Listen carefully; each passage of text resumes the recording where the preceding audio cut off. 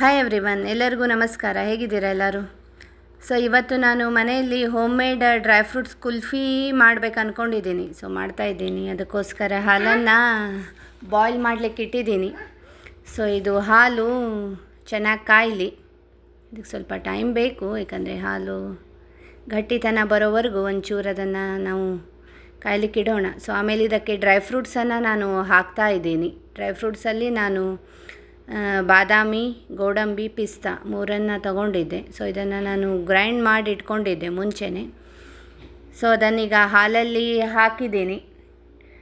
So ಇದರಲ್ಲಿ ನಾವು dry fruits ಹಾಕಿದ್ದಕ್ಕೆ ಸ್ವಲ್ಪ ಅದು ಗಂಟು ಥರ ಬರ್ತಾ ಹೋಗುತ್ತೆ. ಸೊ ಅದಕ್ಕೆ ಅದನ್ನು ನಾವು ಅಲ್ಲಿ ಕಂಟಿನ್ಯೂಸ್ ಆಗಿ ಕಲಿಸ್ತಾ ಇರಬೇಕು ಸ್ಪೂನಿಂದೆ. ಸೊ ಒಂದು 10 to 15 ಮಿನಿಟ್ಸ್ವರೆಗೂ ಇದನ್ನು ನೀವು ಕಲಿಸ್ತಾ ಇರಿ.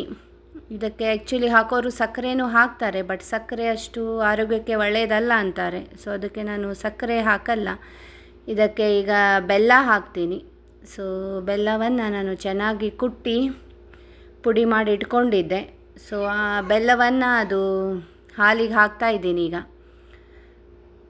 ಸೊ ಅದು ಬೆಲ್ಲ ಚೆನ್ನಾಗಿ ಅದರಲ್ಲಿ ಕರಗೋವರೆಗೂ ನಾವು ಇನ್ನೊಂದು ಸ್ವಲ್ಪ ಹೊತ್ತು ಕೈ ಆಡಿಸ್ತಾ ಇರಬೇಕು ಅದಕ್ಕೆ.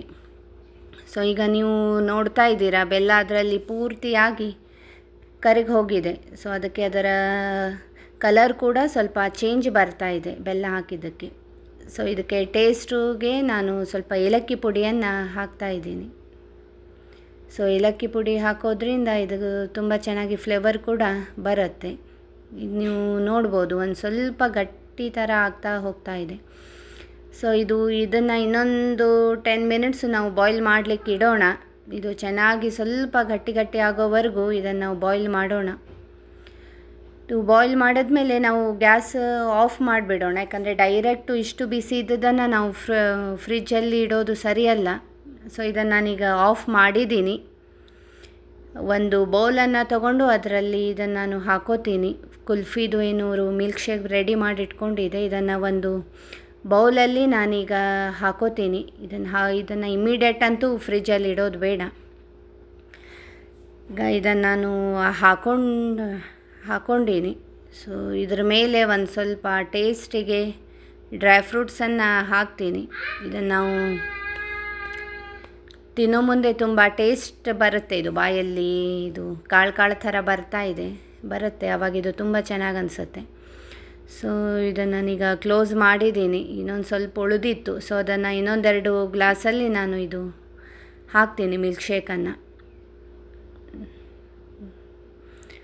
ಸೊ ಈಗ ಇದನ್ನು ನೀವು ನೋಡ್ಬೋದು, 3 ಹಾಕಿದ್ದೀನಿ. ತುಂಬ ಚೆನ್ನಾಗಿ ನೋಡಲಿಕ್ಕಂತೂ ತುಂಬ ಚೆನ್ನಾಗಿ ಕಾಣಿಸ್ತಾ ಇದೆ. ಸೊ ಈಗ ಇದನ್ನು ನಾವು ಡೀಪ್ ಫ್ರೀಝಿಗೆ ಇಡೋಣ. ಒಂದು 5 ರಿಂದ 6 ಗಂಟೆವರೆಗೂ ಇದನ್ನು ನಾವು ಡೀಪ್ ಫ್ರೀಝ್ ಮಾಡೋಣ, ಅಂದರೆ ಅದು ತುಂಬ ಚೆನ್ನಾಗಿ ಬರುತ್ತೆ.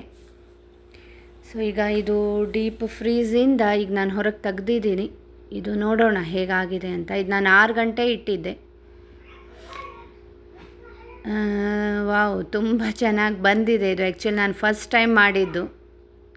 ಸೊ ತುಂಬ ಚೆನ್ನಾಗಿ ಬಂದಿದೆ. ಇದನ್ನು ನೀವು ಮನೇಲಿ ಮಕ್ಕಳಿಗೆ ಮಾಡಿಕೊಟ್ರೆ ಅಂತೂ ತುಂಬ ಇಷ್ಟಪಡ್ತಾರೆ. ಹೊರಗಡೆ ಏನೇನು ಹಾಕಿರ್ತಾರೆ ಗೊತ್ತಿರಲ್ಲ ನಿಮಗೆ, ಬಟ್ ನಾವು ಮನೇಲಿ ಗೊತ್ತಿರುತ್ತೆ ನಾವು ಏನು ಮಾಡಿರ್ತೀವಂತ.